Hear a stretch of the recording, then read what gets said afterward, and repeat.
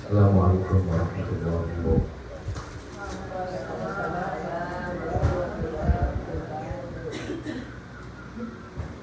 Alhamdulillahirabbil alamin. Wa bihi nasta'inu ala umuri dunya waddin.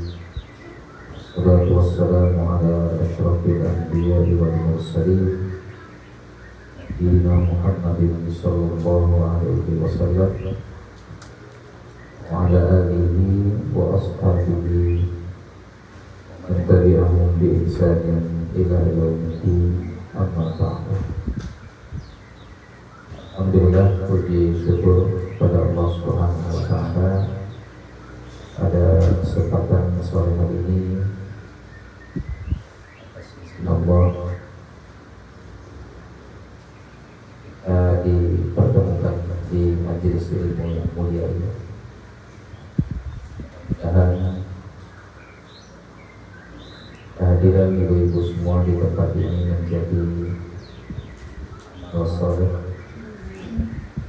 sekaligus setiap langkah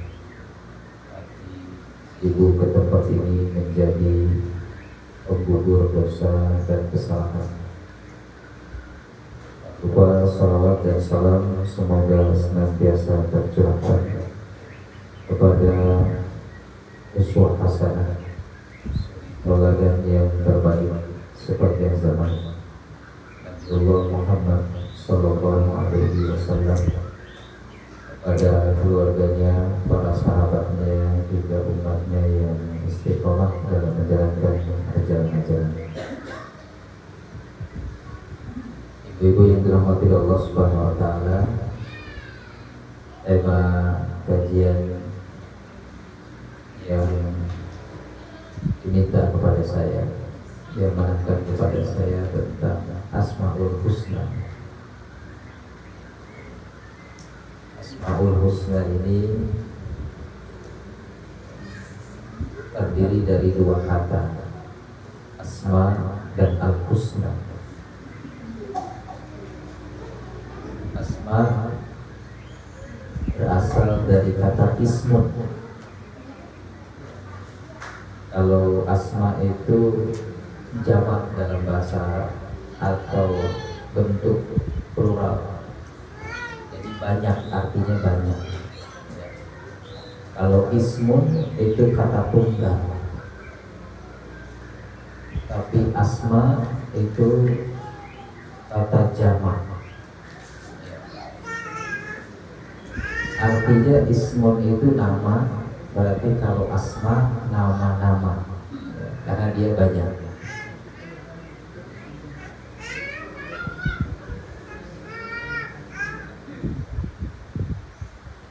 Nah, terkait dengan hal tersebut, yang dimaksud dengan asma atau ismun ini bisa nama dan juga bisa sifat. Karena sifat atau nama itu keduanya saling menguatkan. Muhammad dinamakan, namanya Muhammad, beliau punya sifat terpuji, kan gitu. Karena arti Muhammad itu adalah terpuji. Maka kenapa dulu orang tua kita menyebutkan nama itu doa? Maka berikanlah nama yang terbaik. Memang sunnahnya Rasul mensunnahkan kepada kita untuk memberikan nama yang terbaik buat anak kita. Karena nama itu memiliki kandungan doa, harapan dari kedua orang tuanya. Maka dinamakanlah anak-anak kita nama-nama yang terbaik. Dan nama yang terbaik itu adalah nama yang disandarkan kepada nama-nama Allah dengan diawali kalimat Abdul biasa. Abdullah, Abdurrahman, Abdurrahim, ya. Itu nama terbaik. Karena berharap mendapatkan keberkahan dari nama-nama Allah tadi dengan sifatnya gitu ya. Makanya diawali dengan Abdul gitu. Nah ini kadang-kadang zaman kita ini sudah mulai tergerus gitu. Akhirnya orang tua itu banyak yang memberikan nama itu menginduk atau berkiblat ke barat. Ya. Padahal mereka juga menamakan itu punya harapan di agama mereka. Ya, kadang-kadang ada orang Muslim, maaf, namanya mirip dengan nama agama selain Islam. Ya. Ada yang menyebutkan apa arti sebuah nama, misalnya. Nama itu identitas, dan identitas itu melekat dalam diri kita. Apalagi tadi disebut nama adalah harapan, maka berikanlah nama anak-anak kita dengan nama yang terbaik atau memiliki makna yang harapannya, namanya, sifatnya, perilaku, akhlaknya sesuai dengan nama. Ya. Ini kalau namanya Ahmad Muhammad itu dia mau berbuat dosa maksiat, terfikir namanya, karena akan mencoreng nama. Makanya nama-nama terbaik itu kata Rasulullah diawali dengan Abdul, lalu kemudian disandarkan kepada nama-nama Allah. Ya, maka tadi ada Abdullah, Abdul Rahman, Abdul Rahim, Abdul Malik, Abdul Jalil, ya, Abdul Sabur, Abdul Somad, jadi banyak. Ya. Lalu yang kedua, kalimat yang kedua adalah Al-Husna. Al-Husna ini dari kata Hasan, ya. Tapi husna ini punya arti superlatif. Kalau dalam bahasa Arab itu artinya adalah mubalaghah. Jadi bukan cuma baik, tapi sangat-sangat baik atau terbaik kalau kita sebut. Ya. Jadi bukan sekedar baik, ya, tapi husna itu puncak dari kebaikan. Ya. Adapun bentuknya husna karena dia muannas kepada asma yang juga jamak. Tapi arti husna itu bukan sekedar baik, tapi terbaik. Yang menunjukkan, kata para ulama, tidak ada tandingannya. Ya. Maka satu akar kata dengan ihsan. Dan ihsan itu puncak dari agama ini. Islam, iman, Islam, ihsan. Maka ihsan itu puncaknya, puncak dari kebaikan, akhlak, ya, kemuliaan seseorang adalah ihsan. Apa kata Rasulullah? Anta budallaha ka'annaka tarahu fa illam takun tarahu fa innahu yaraka. Ihsan itu apa? Ketika ditanya oleh Jibril, Muhammad, tahukah ihsan? Kata Rasul, ihsan itu adalah ketika engkau menyembah atau beribadah kepada Allah seolah-olah engkau melihatnya. Kalaupun engkau tidak melihat Allah, yakin Allah Maha melihat engkau. Ya. Ini udah puncaknya. Jadi ibadah dia itu sudah benar-benar meyakini seolah-olah dia itu melihat Allah, beribadah di hadapan Allah langsung. Tapi kalaupun kita memang gak bisa melihat Allah, yakin dia Allah Maha melihat kita. Sehingga orang yang ihsan itu terjaga.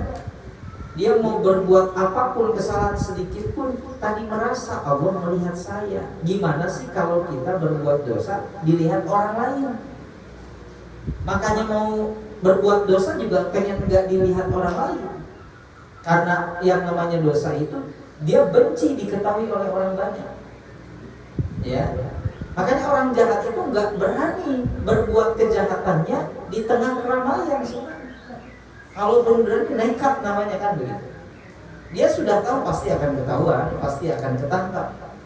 Ya, maka dia cari waktu-waktu yang nggak ada penglihatan, pengawasan manusia. Terus orangnya juga nggak pada ada. Biasanya malam, sehingga berbuat kejahatannya malam. Tapi orang ihsan, dia mau ibadah banyak orang atau tidak ada siapapun, tidak bergeser dan atau tidak berubah semangat ibadahnya. Ada orang dia tetap maksimal, nggak ada siapa-siapapun dia tetap maksimal ibadahnya. Itu orang ihsan. Ya, kalau kita kan kadang-kadang ada orang semangat, nggak ada orang malas. Ya, dilihat oleh orang semangat, ya, dinilai oleh orang semangat. Tapi kalau nggak ada yang melihat, nggak ada yang menilai, akhirnya menurun gitu ibadah kita. Nah, ini bukan ihsan. Karena ihsan itu mau dilihat orang, mau dinilai orang, mau tidak dilihat orang, mau tidak dinilai orang, dia nggak ada beda. Ibadahnya tetap sama. Kalau mau mengukur keikhlasan kita dalam konteks itu aja. Kalau ibadah kita sudah menurun ketika nggak ada penilaian dan pengawasan orang, maka kita belum ihsan, kita belum mukhlis. Tapi kalau ibadah kita mau apa, mau dalam ibadahnya mau sholat kah, mau infak sedekah kah, ya, dia nggak peduli lagi dengan penglihatan dan penilaian manusia, karena yang dia pikirkan Allah melihat saya, Allah mengawasi saya dan Allah menilai saya, itu aja. Maka ibadah dia maksimal tetap. Dilihat orang dia tetap maksimal, nggak dilihat juga tetap maksimal. Nggak ada beda. Nah, maka husna, kembali ke husna, itu bukan cuma baik tapi terbaik, sehingga tidak ada tandingannya. Maka kesimpulannya Asmaul Husna atau Al-Asmaul Husna adalah nama-nama Allah yang terbaik, ya, yang paling unggul dan tidak ada yang bisa beranding. Karena husna, ya. Makanya kalau dinamakan husna itu biasanya kan kita ada anak perempuan biasanya dinamakannya husna. Berharap dia menjadi orang yang terbaik. Terbaik dalam apanya? Tentu dalam akhlak, keimanan, ibadahnya. Gitu ya. Bukan saja terbaik dari sisi duniawi, kita ingin terbaik dari sisi akhirat juga overall. Karena tujuan kita memberi nama anak-anak kita dengan nama terbaik itu sampai nanti hari akhirat, gitu ya. Bukan saja di dunia berprestasi, tapi ingin sampai akhirat nanti prestasi. Ya, untuk apa berprestasi baik di dunia kalau kemudian di akhirat sengsara? Kan kita tidak inginkan. Yang kita inginkan fid dunya hasanah wa fil akhirati hasanah. Ya. Maka Asmaul Husna tadi atau nama-nama Allah yang terbaik, yang termulia, ya, ini memiliki banyak rahasianya, memiliki banyak keutamaannya, ya. Kenapa? Karena nama-nama Allah ini semakin digali, itu semakin menampak, ya, terbaiknya, paling mulia itu semakin nampak. Sehingga kalau kita mengkaji Asmaul Husna, walillahil asmaul husna fad'uhu biha, dalam Al-Qur'an, ya. Kemudian dalam hadis juga disebutkan oleh Rasulullah SAW bahwa lillahi tis'atun wa tis'una isman mi'atun illa wahidah. Allah itu memiliki 99 nama, ya, 100 kurang 1 kata Rasulullah, ya. La yahfaduha wa ahadun illa dakhala jannah. Tidaklah seseorang di antara kalian menghafalnya melainkan dia akan masuk surga. Menghafal ini bukan menghafal kayak kita menghafal surat-surat pendek. Maksud al-hifzu di situ kata para ulama adalah meyakini, mengamalkan, bukan cuma hafal. Kalau hafal saja kan ada lagunya kan, ya, sehingga kita cepat tuh bisa hafalnya. Ada yang hafal di sini selalu 99? Nah, yakin lah, hafal ya gitu. Karena sudah jadi wiridnya gitu. Tapi apakah cuma sampai di situ hafal tapi kita nggak paham maknanya, atau bahkan tidak meyakini satu persatu maknanya? Bisa saja kita nggak tahu tuh artinya. Ya, nanti kita akan bahas.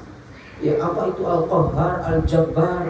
Saya nggak apa itu Qahhar. Kan kita hanya menghafal, tapi maknanya mungkin kita nggak tahu. Al-Warith, ya, Al-Mu'iz, Al-Mudzil, ya, Al-Muhaimin. Apa itu? Bisa saja kita hafal, tetapi kita nggak paham. Maka yang dimaksud oleh Rasulullah, hafal di situ diharapkan oleh Rasulullah dia paham dan bisa mengamalkan dalam kesehariannya. Ya, bukan cuma menghafal. Kan banyak kalau sekedar menghafal, anak-anak juga bisa. Ya, anak-anak paling senang menghafal Asmaul Husna dengan lagunya. Ya.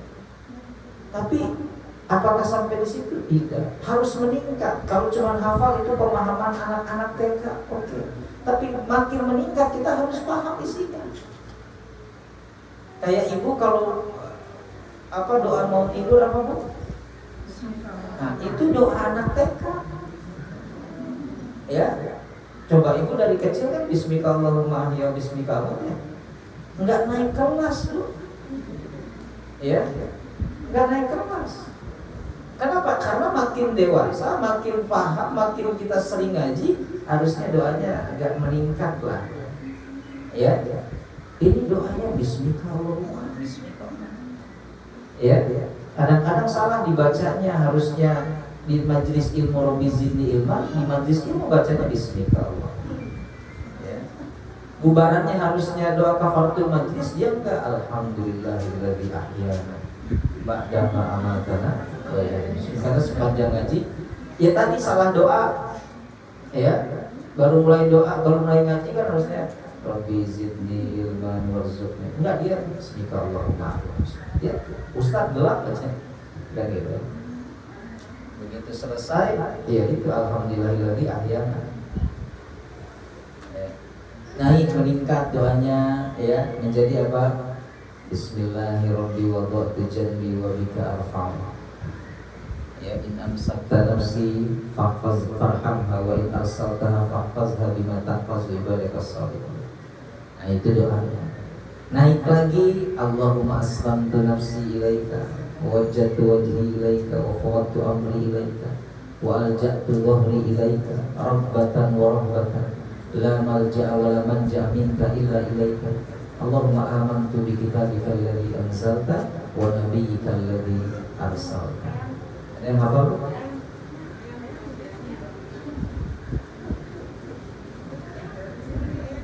Ibu silakan di depan. Sini masih kosong.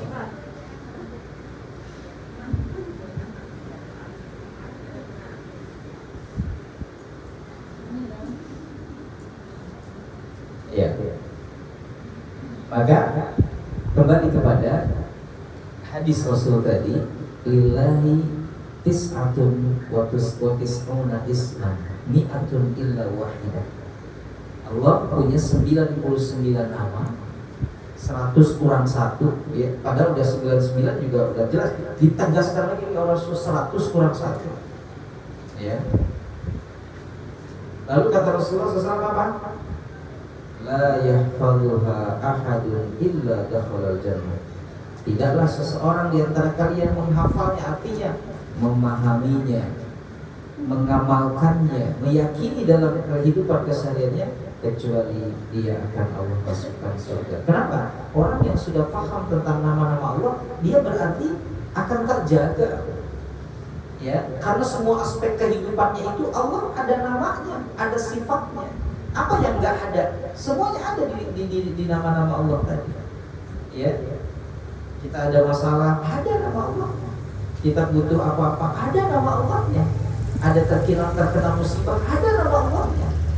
Ya, ada takdir yang tidak baik menimpa ke kita, ada nama Allah. Jadi semuanya ada, sehingga dia dalam menjalani kehidupan terjaga dengan Asmaul Husna. Jadi bukan sekedar hafal, ya, bukan sekedar tahu atau hafal saja.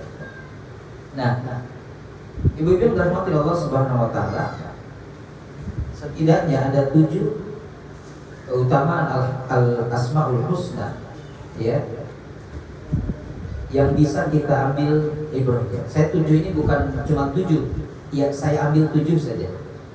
Kalau digali makin banyak. Mungkin nanti kalau kita ditakdirkan bisa mengkaji lagi, kita mulai mengkaji dari kalimat atau Asmaul Husna yang pertama, ya Allah, ya Ar-Rahmanir Rahim, Allah ya Ar-Rahman Ar-Rahim Malik Al-Qudus As-Salam Al-Aziz Al-Mu'min dan seterusnya ya.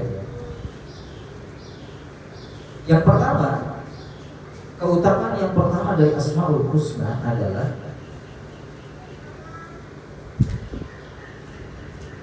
penyebab masuk surga ya. Yang menyebabkan kita masuk surga salah satunya Asmaul Husna. Tapi tentu tadi ya, bukan cuma sekedar hafal. Karena kalau orang sudah hafal dan memahami, nggak mungkin perilakunya bertolak belakang, berkontradiktif dengan nama-nama Allah. Misalnya, Allah itu Maha Memberi, Al-Wahhab, ya. Tidak mungkin dia kemudian merasa Allah tidak adil, atau tidak mungkin dia merasa Allah tidak memberikan rezeki kepada dia. Padahal Allah Al-Wahhab, belum lagi Allah Ar-Razzaq. Ya, ketika kita memahami itu, kita yakin. Walaupun kita saat ini misalnya, saya lagi kesulitan finansial, tapi karena saya yakin nih Al-Wahhab, Ar-Razzaq, bahkan doanya suka dibaca kan gitu ya. Bana la tuzigh qulubana ba'da idh hadaytana wa hab lana min ladunka innaka antal wahhab. Ya. Dia yakin bahwa Allah Maha Memberi. Al-Basir, Allah itu Maha melapangkan, membentangkan rezekinya. Dia yakin. Basir itu begini, dibuka. Ini bastul namanya. Ya. Membentangkan, menghamparkan. Allah Maha membentangkan rezekinya. Tapi Allah juga begini, Al-Qabid, Maha menggenggam. Ya, maksud menggenggam bukan Allah pelit. Ya, artinya apa? Semua alam dan seisinya ini dalam genggaman Allah, dalam kuasa Allah. Jadi mudah bagi Allah untuk melakukan apapun. Kita jadi nggak ragu gitu dengan kekuasaan Allah. Sesulit apapun kita yakin.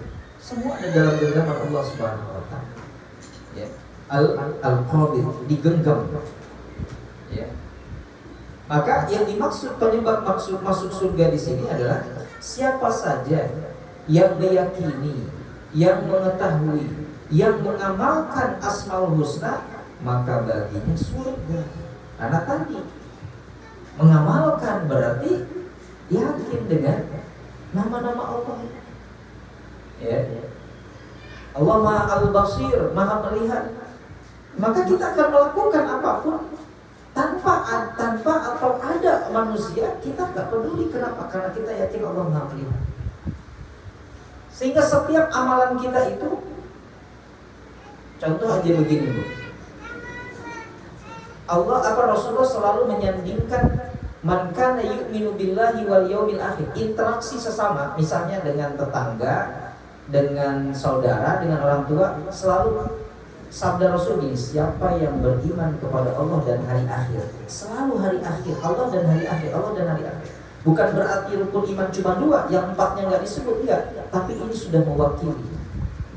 Karena kita meyakini bahwa apapun yang kita lakukan akan ada balasannya nanti di yaumul akhir, itu maksudnya.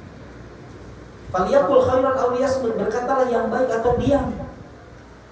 Kenapa? Karena kita yakin perkataan kita itu baik. Kalau itu baik akan ada balasannya, kalau buruk pun akan ada balasannya. Maka disandingkan dengan hari akhir. Sebab hari akhir, iman kepada hari akhir, poin iman yang gak dipercaya oleh orang-orang kafir Quraisy saat itu.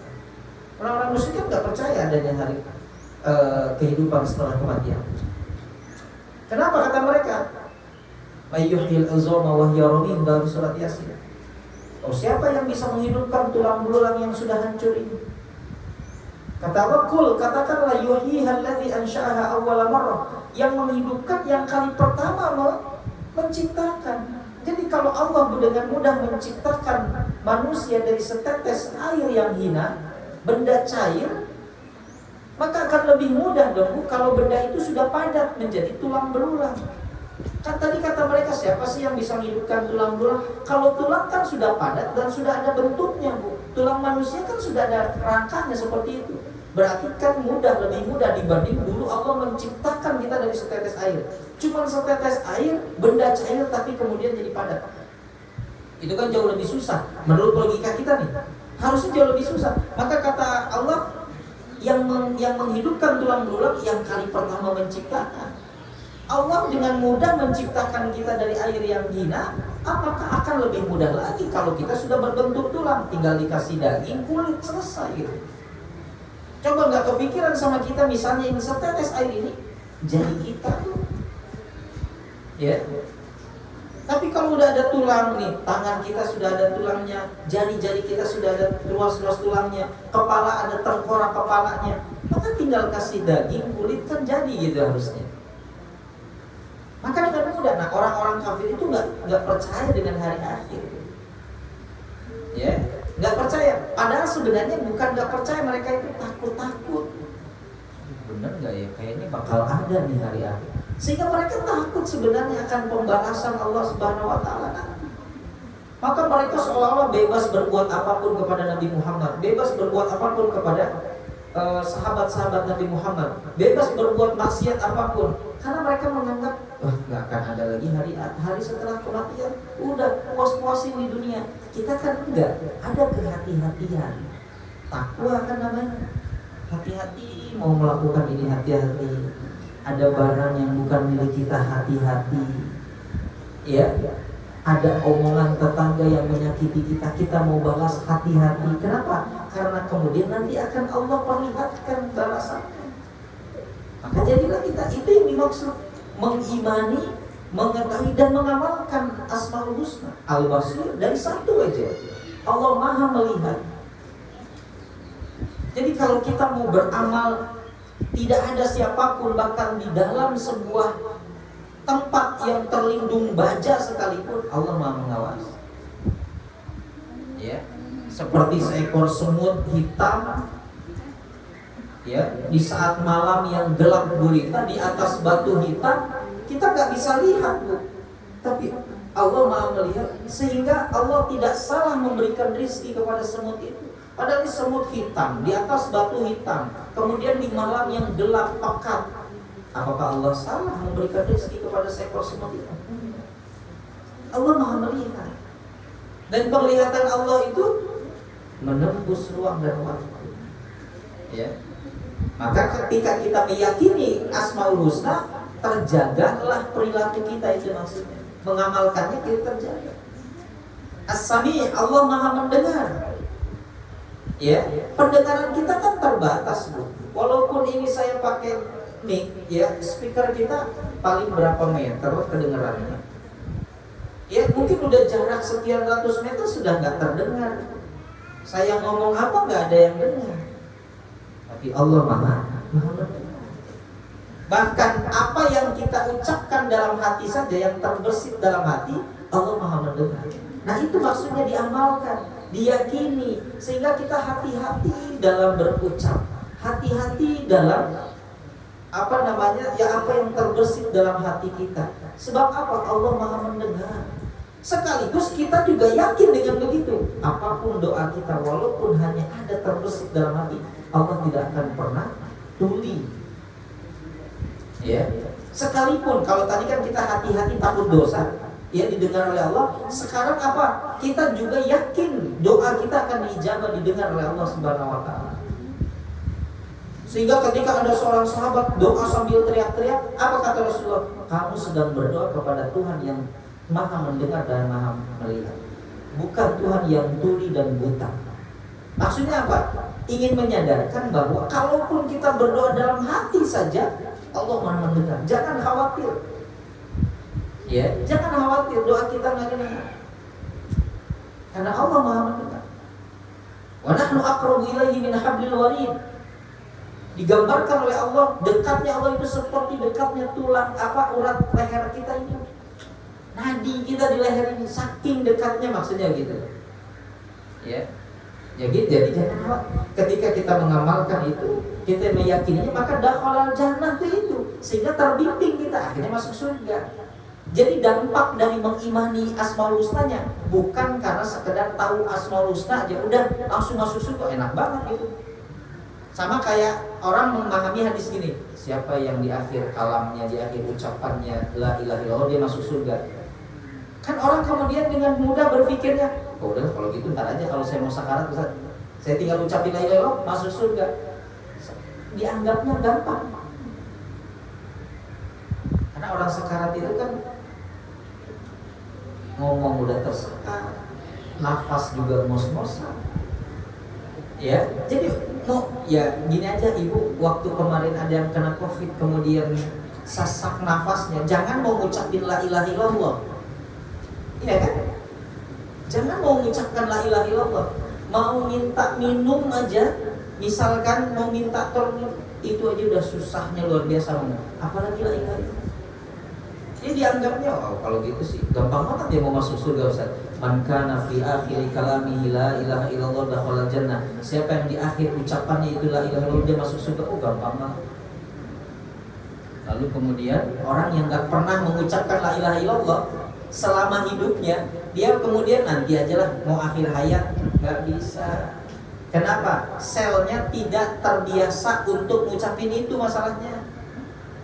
Ya. Jadi manusia itu akan diwafatkan oleh Allah tergantung apa yang dia biasakan saat hidup itu aja. Kalau dia biasanya ngucapinnya kata-kata yang kotor, bisa jadi sakaratul mautnya keluar itu. Bukan la ilaha illallah. Ya, karena orang yang sudah terbiasa la ilaha illallah saja belum ada jaminan, apalagi orang yang enggak kenal la ilaha illallah sama sekali ucapannya. Lalu di akhir hayat, wah enak nih, saya maksiat aja dulu sekarang. Nanti kan begitu sakaratul maut, la ilaha illallah, beres masuk surga. Enak banget. Ya. Padahal tak semudah yang dibayang. Ya. Nah, itu maksud dari memahami, mengantarkan masuk surga itu, dia faham, dia yakin, dia faham, dia amalkan. Ya, karena mengamalkan itu kalau tidak landasannya yakin susah. Coba aja, kenapa kita tetap rajin sholat? Karena kita yakin dengan syariat sholat. Yakin, semuanya dari yakin dulu. Karena ibadah tanpa keyakinan atau keraguan-raguan gak akan sampai kepada tujuan. Ya, coba aja ibu, ibadah tapi ragu-ragu gak akan sampai kepada tujuan. Terus saja begitu, sholat jangan. Gitu ya. Tapi kalau yakin, kita akan mantap. Makanya para ulama menyebutkan fondasi ibadah yakin, karena ibadah tidak akan bisa dibangun di atas keraguan-raguan. Ya. Nah kalau sudah yakin, kita sudah yakin memahaminya, maka dengan mudah mengamalkannya. Ibu sekarang enteng salat malam, kenapa? Satu sudah yakin, yang kedua sudah memahami keutamaan salat malam, dan mengamalkannya juga akan terasa mudah. Kenapa? Karena sudah yakin dan sudah paham. Ya. Tapi melalui proses pembiasaan yang tidak mudah kan. Bangun ya, ngantuk dulu. Pokoknya berat lah. Ya, pasti ibu mengalami sholat tuh sambil setengah tidur karena ngantuk. Tapi sekarang kan udah terbiasa ya. Mau tidur cuma 2 jam juga udah terbiasa. Pokoknya jam 3 bangun. Gak pakai lagi alarm. Ya, udah jam 3 karena tubuh kita sudah jadi alarm secara otomatis. Bangun aja pokoknya jam 3 bangun. Ya, karena memang begitu katanya. Perempuan sama laki-laki kalau subuh bangunnya lebih cepat perempuan. Sebab apa? Perempuan itu sel pendengarannya lebih kuat dibanding laki-laki. Perempuan itu telinga pendengaran. Baru dengar suara apa aja perempuan itu gampang bangun, ya enggak Bu? Iya kan? Bapak suami ibu nyenyak aja. Ya, ayah dari malam dengar nggak suara kotor? Enggak, ya nggak dengar. Iya memang bukan ini laki-laki. Laki-laki itu mata katanya kan. Mata, ya. Jadi indranya yang kuat tuh laki-laki mata. Makanya kalau diajak nobar Piala Dunia laki-laki kuat. Mau jam 12, jam 1, jam 2 juga melotot aja laki-laki. Ya, makanya di RT, di RW yang tugas ronda itu pasti laki. Kalau ibu dia tugas ronda, aduh, pada hilang semua kan ya tidur, karena bukan ini, bukan melihat. Kalau bapak-bapak laki-laki, paling senang justru ajak ronda, dia begadang kuat. Ya, Sama kalau kemudian yang banyak nonton dangdut konser laki-laki, kenapa mata dia? Ya, kalau ibu-ibu pendengaran, ya, yang kuatnya sama lisan. Makanya yang tukang banyak gosip itu perempuan, ya, karena lisannya kuat, dengarnya kuat, gitu ya. Nah, ibu-ibu yang dirahmati Allah Subhanahu Wa Taala, itu maksud yang pertama ya, penyebab dia masuk surga.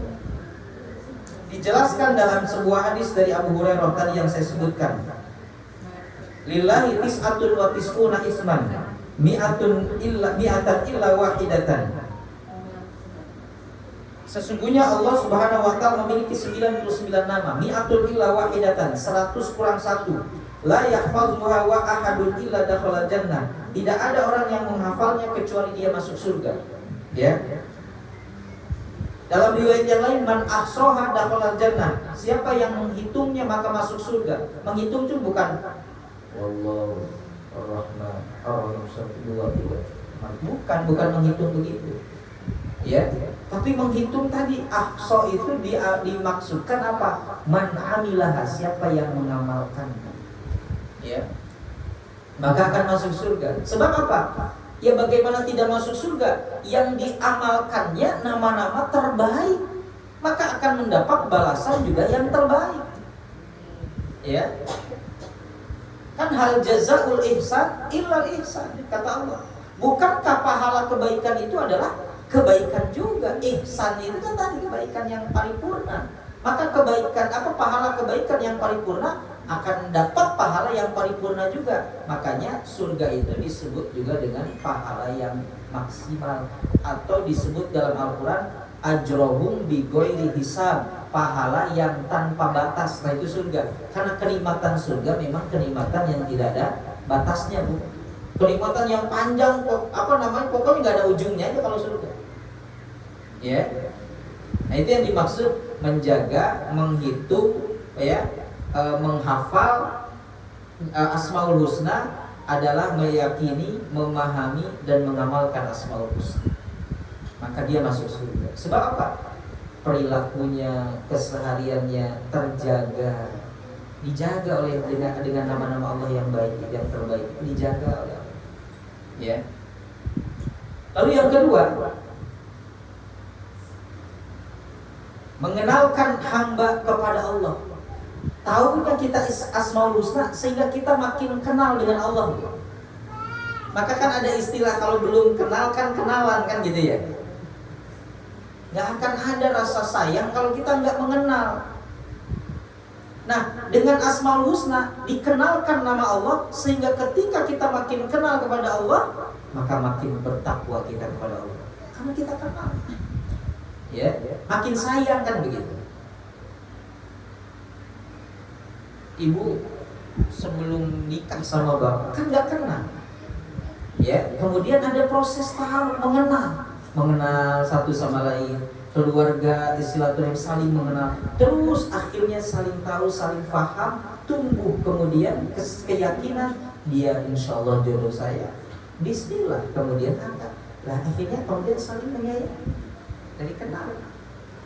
Ya, maka Rasulullah SAW bersabda dari Ubay bin Ka'ab radhiyallahu anhu, annal musyrikina qalu lin nabiy sallallahu alaihi wasallam, sesungguhnya orang-orang musyrik berkata kepada Nabi SAW, ya Muhammad, insib lana rabbak, wahai Muhammad, beritahukanlah pada kami tentang Tuhanmu. Maksudnya Muhammad, kenalin dong Tuhanmu kepada kami gitu. Orang musyrik wajar gitu karena belum mengenal Allah, sehingga mereka minta kepada Rasul, Muhammad, coba dong kenalkan Tuhanmu, sifatkan Tuhanmu itu kepada kami supaya kami kenal. Maka kemudian fa'anzalallahu, maka Allah menurunkan ayat surat apa? Al-Ikhlas. Al-Ikhlas itu mengandung nama-nama Allah kan, Bu? Yang itu adalah mengenalkan Allah tuh ini gitu. Kenapa? Bukan Nabi Muhammad yang mengenalkan, langsung Allah. Sebab Nabi saja nggak tahu Allah kalau tidak Allah kasih tahu. Jelas yang tahu tentang zat Allah, Allah sendiri. Makanya kita suka ada ya pengenalan diri. CV, kurikulum vitae. Kenapa? Yang ngirim CV kita siapa? Ya kita juga. Yang tahu tentang kita ya kita. Nggak mungkin ngirim CV orang lain yang ngirim. Yang kita, orang itu nggak kenal kita. Nabi Muhammad pun nggak langsung kemudian menjawab, oh Allah tuh gini-gini. Langsung Allah yang menurunkan surat Al-Ikhlas. Pengen tahu siapa Tuhan Muhammad? Qul huwallahu ahad. Muhammad, katakan olehmu, huwallahu ahad. Allah itu ahad. Ya. Ahad. Jadi mengenalkan tentang sifat dan karakter Allah, Allah itu tunggal. Yakin itu. Kenapa? Karena untuk membedakan dengan Tuhannya Abu Lahab, Abu Jahal yang mereka yakini banyak. Lata, Uzza, Manat, Hubal, patung-patung berhala yang besar-besar. Belum yang kecil-kecilnya, Bu. Di dalam Ka'bah dulu disimpan 360 patung. Ya. Berarti kan 360 Tuhan menurut mereka. Maka Allah mengenalkan satu, sebelum yang lainnya Allah kenalkan Allah itu Esa, itu dulu. Ya, Allah itu Esa. Allah itu satu. Ya, Allah itu tak berbilang. Supaya apa? Membedakan dengan Tuhan yang mereka yakini banyak. Baru Allahus Samad. Baru yang kedua dikenalkan lagi, Allah itu tempat bergantung semua. Semuanya bergantung kepada Allah, bersandar kepada Allah, semuanya mengarah kepada Allah. Maksudnya untuk memberikan sebuah keyakinan kepada mereka, penjelasan kepada mereka bahwa mereka itu kan bergantung kepada patung-patung, sedangkan patung-patung itu juga bergantung kepada mereka. Maksudnya gimana? Ya patung itu kan nggak bisa pindah sendiri, dipindahin sama orang. Ya kan dipindahin. Kalau mau kan dipindahin, dibantu. Kan lucu. Ya orang-orang musik nyembah itu patung minta segala sesuatu, tapi untuk pindah sendiri aja itu patung nggak bisa dipindahin. Terus ketika dihancurin nggak ngelawan. Itu yang dilakukan oleh Nabi Ibrahim kan, wah dihancurin semuanya. Nggak ada yang lawan. Begitu patung yang ada 360 di dalam Ka'bah itu dihancurkan, ada yang melawan nggak? Satu-satunya nggak ada. Di antara Safa Marwah itu berjajar patung-patung, dihancurkan semuanya. Ada yang melawan? Nggak ada. Berarti bukan tempat bersandar dong, bukan tempat meminta dong, karena dia juga nggak bisa membentengi dirinya sendiri, nggak bisa membela dirinya sendiri. Ya. Tapi Allah As-Samad, bukan saja Allah berdiri dengan sendirinya dan tidak butuh siapapun, tapi Allah juga tempat semua bersandar kepadanya. Ibarat magnet, semua ketarik ke Allah. Ya, ibaratkan gitu, semua. Ya. Maka kata Allah, ya ayyuhan nas, bukan ya ayyuhalladzina amanu, tapi wahai manusia, semua antumul fuqara, kalian itu fakir. Fakir itu apa? Butuh aku, kata Allah. Ada nggak yang bisa hidup tanpa Allah? Nggak ada. Ya. Sebagaimana orang-orang musyrik, orang-orang kafir pun meyakini kami nggak bisa hidup tanpa Tuhan mereka, ya. Berarti kan memang bersandar kepada Tuhan mereka. Tapi kita meyakini kan hanya Allah tadi, Ahad tadi Esa. Ya. Baru lam yalid wa lam yulad wa lam yakul lahu kufuwan ahad. Allah tidak beranak, Allah juga tidak diperanakkan. Maksudnya Allah nggak punya anak, Allah juga nggak punya bapak dan ibu. Walam yakul lahu kufuwan ahad, dan Allah tidak bisa disamakan dengan apapun. Nah, di situ Allah memperkenalkan zatnya. Ya. Makanya dulu Ustazah Irena Handono yang malaf, ya juga masuk Islam. Bukan malaf lagi karena sudah lama, dia sudah muslim. Cerita kisahnya beliau masuk Islam apa? Gara-gara surat Al-Ikhlas. Jadi beliau itu kan seorang misionaris yang ditugaskan oleh gereja untuk menghancurkan Islam dengan cara mengkaji Al-Quran. Malah jatuh cinta dengan Al-Quran. Tapi yang pertama membuat beliau jatuh cinta surat Al-Ikhlas. Surat Al-Ikhlas. Jika baca Allah. Di situ seolah kata beliau, benar Allah sedang memperkenalkan zatnya gitu kepada hambanya. Itu dibaca kul, katakan Allahu Akbar. Allah itu Esa. Bergetar hati saya karena selama ini saya meyakini Allah itu banyak. Ya, Ada Tuhan Bapa, Roh Kudus, Anak, banyak. Tapi begitu qul huwallahu ahad bergetar. Ya. Maka tadi Allah mengenalkan zatnya kepada hamba dengan Asmaul Husna tadi. Allah Ar-Rahman, Allah Ar-Rahim, Allah. Dan semua nama-nama Allah itu diterjemahkannya dengan Maha. Maha Pengasih, Maha Penyayang, Maha Melihat, Maha Mendengar. Kenapa walam yakul lahu kufuwan ahad? Maaf ya, Allah melihat, Maha Melihat, manusia melihat, tapi penglihatan manusia dan Allah tidak bisa disamakan. Jangan disamakan sekali-kali. Oh, Allah melihat juga. Kita juga melihat. Ingat, Allah Maha Melihat. Beda. Ya. Ibu, ada yang mungkin jarak segini nggak jelas lihat saya, karena penglihatan anak usia. Mungkin kalau ibu yang pakai kacamata, kalau nggak pakai kacamata, saya nggak jelas, nggak bisa kelihatan. Ya. Jangankan jarak jauh, jarak dekat aja saya harus pakai kacamata. Quran itu udah saya harus pakai kacamata, nggak bisa. Ya, kecuali kalau uang agak masih jelas gitu ya. Nah, kalau yang merah biru saya nggak usah pakai kacamata, saya nggak buta warna. Ya. Kalau itu kan warna Ustaz masih kenal, mana biru, mana merah, mana abu-abu kenal. Ya, bahkan ibu-ibu mah ditutup matanya juga masih benar ini gitu ya. Ya, karena Pak Indra yang lain yang kuat. Ya. Nah, maksudnya apa tadi? Allah mengenalkan zat Allah itu dengan surat Al-Ikhlas. Itu baru segitu aja, belum lagi dibaca 113 surat sisanya gitu. Baru satu surat membuat panas kuping Abu Lahab saat itu. Ya karena mereka kan sudah pada dasarnya sih memang sudah nggak yakin dan nggak beriman ke Allah. Jadi cuma main-main aja ke Nabi Muhammad. Tolong dong Muhammad, perkenalkan Allah kepada kami itu, tolong jelaskan kepada kami Tuhanmu itu seperti apa. Tapi emang cuma untuk mengolok-olok aja. Pada hakikatnya memang hatinya nggak mau beriman. Malah jadi panas kupingnya. Muhammad nyindir nih, Tuhannya satu, ya nyindir kita nih yang banyak. Padahal bukan ini, memang Allah sendiri yang menjelaskan bahwa Allah itu esa. Bukan Nabi Muhammad. Nabi Muhammad cuma membacakan firman Allah, bukan Nabi buatan Nabi Muhammad surat Al-Ikhlas. Ya, cuma menyampaikan, kul, katakan olehmu Muhammad, huwallahu ahad, Allah itu satu. Ya. Lalu yang ketiga, keutamaan Asmaul Husna adalah pangkal segala ibadah. Ya, pangkal segala ibadah.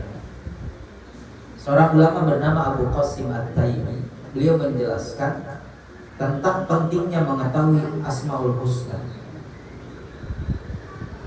Karena kewajiban pertama yang Allah wajibkan kepada hambanya apa? Mengenal Allah. Mengenal Allah itu maksud mengenal nama-namanya juga. Tadi kenali Allah dulu, sehingga apa kata Allah dalam firman-Nya Al-Qur'an surah Muhammad ayat 19, fa'lam, ketahui, kenali dulu annahu la ilaha illallah, bahwasanya tiada Tuhan selain Allah. Maka Allah itu belum langsung menurunkan perintah ibadah, tapi mengajarkan kepada Nabi Muhammad agar Nabi Muhammad mengajarkan kepada umatnya agar mereka mengenal aku dulu gitu. Makanya ibadah sholat nggak langsung diwajibkan. Turun agama Islam, apakah langsung turun perintah sholat? Belum. Apalagi puasa, zakat, haji, itu udah di Madinah. Ketika di Mekah belum turun perintah sholat, belum turun perintah puasa, apalagi haji, belum. Tapi apa? Suruh kenal dulu Allah, yakin dulu dengan Allah, tahu tentang kemahabesaran Allah, keagungan Allah, maka yang disebut tauhid. Maka ketika tauhidnya sudah kokoh, apapun yang Allah perintahkan pasti samina wa ta'na. Karena kalau iman kita sudah kokoh, apapun perintah Allah pasti kita akan mudah melaksanakannya. Tapi kalau iman kita masih lemah, semudah apapun perintah Allah kita merasa berat untuk melakukannya. Ya, kenapa? Karena kita sudah yakin, maka kita ringan melakukannya. Kalau berat, iman kita masih lemah, berat kita melakukannya. Sehingga ujian seseorang itu berbanding lurus dengan keimanannya. Maka ujian paling berat para nabi, para rasul. Kenapa? Iman, level imannya itu di atas rata-rata kita. Maka ujiannya juga di atas rata-rata kita. Kita ujiannya yang biasa-biasanya karena imannya juga Allah tahu kita masih biasa-biasa. Jadi ya biasa. Ya, Allah tidak akan memberikan yang berat-berat. Ya, kalau keimanan kita juga belum mantap, maka kenali Allah dulu, karena itu pangkal segala ibadah nanti. Ya, tauhid ya. Karena sebelum datang perintah Allah ibadah, Allah nyuruh kita kenal dulu sama Allah kan gitu. Kenali dulu Allah, kenali nama-namanya, maka ketika ada ibadah apapun kita ringan dalam mengerjakan. Coba aja. Ibu kenapa ringan tahajud? Karena ibu udah yakin dan kenal dengan Allah. Kenal itu bukan kenal kayak saya sama ibu, bukan begitu maksudnya. Mengenali kemahakuasaannya, kemahabesarannya itu, mengenali nama-namanya, sifat-sifatnya. Maka kita mudah, kata Allah, bangun malam sholat tahajud, bangun. Tegakkan sholat wajibmu, kita lakukan. Laksanakan sahur, laksanakan sahur. Tunaikan zakat, tunaikan zakat. Gak banyak protes kalau orang yang sudah yakin dan mengenal Allah. Ya. Tapi tiba-tiba belum kenal langsung ada perintah, siapa nih? Kan gitu kita. Ya kita kan nama teman, kalau belum kenal teman kita kan masih sungkan kalau mau minta tolong nyuruh-nyuruh ke kita juga. Ya. Tapi begitu sudah kenal dekat kita, tolong ini dong, tolong ini. Enggak masalah. Kenapa? Kita yakin sama dia, kita sudah kenal dia kok. Kan gitu. Jadi pangkal segala ibadah kenal Allah. Yang keempat, sebab terkabulnya doamu. Dalam Al-Quran surah Al-A'raf ayat 180 kan gitu. Walillahil asmaul husna fad'uhu biha. Allah memiliki asmaul husna, nama-nama terbaik, termulia, maka berdoa dengan nama-nama itu. Sehingga sunnahnya ya, Rasul mengajarkan dalam hadis, sebelum kita minta apapun, kita kalau mau minta diawali dengan namanya. Misalnya kita mau minta apa, hidayah, Al-Hadi, Yal-Hadi. Ya, wahai yang Maha memberi petunjuk. Kita mau minta rezeki, ya Razzaq, ya Wahhab, ya Fattah. Ya, kita mau nyari ilmu, minta diberikan ilmu yang bermanfaat, ya Ali. Ada juga ya Ali, ada ya Ali. Ya. Ya Wasi' yang maha luas rahmatnya, termasuk maha luas ilmunya. Ya. Apa yang kita minta pasti akan Allah. Akan ada namanya gitu. Ada nama Allah. Maka Rasul itu sebelum meminta ataupun meminta sesuatu, beliau sandingkan dulu dengan nama Allah, apa yang berkaitan dengan permintaannya. Ya, semua pasti ada. Kita banyak dosa minta apa? Ya Ghaffar, ya Ghafur, ya Tawwab, ya Rahim, Maha Pengasih, Maha Penerima Taubat, Maha Pengampun. Kita minta sesuai gitu. Dan itu jadi sebab dikabulkannya doa. Insya Allah. Yang penting kita yakin dikabulkan doa. Kemudian yang kelima, Allah mencintai hambanya yang mencintai asmaul husna. Ya, ini hadisnya cukup banyak tapi saya